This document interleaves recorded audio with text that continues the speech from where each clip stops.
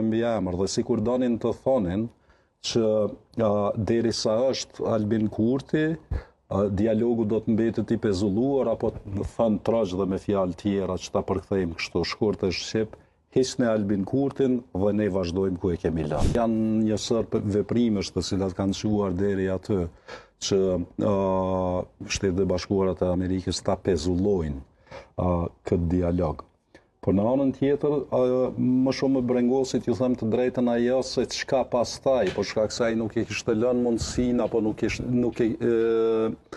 kishte thënë që mund të mbaroj me kaq në njëra anë. Në anën tjetër, në qoftë se e krahasojmë edhe atë që e kishte thënë Hovenjer, por edhe nëse e shohim letrën të cilën e ka bërë publike Ambasada e Shteteve të Bashkuara të Amerikës, atëherë në sytë e me ai ishte një mesazh i qartë në drejtim të qytetarit të Kosovës, për shkak se kam përshtypjen që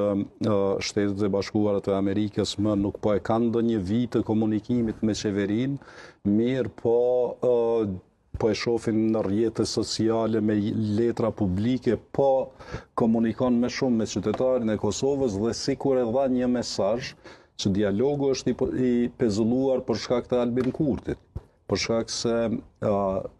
jo gjithherë përmendet emrat e përveçëm nëpër këto letra, kur është puna te qeveria flitet për qeverinë, flitet për kryeministrin, por në këtë rast e patëm me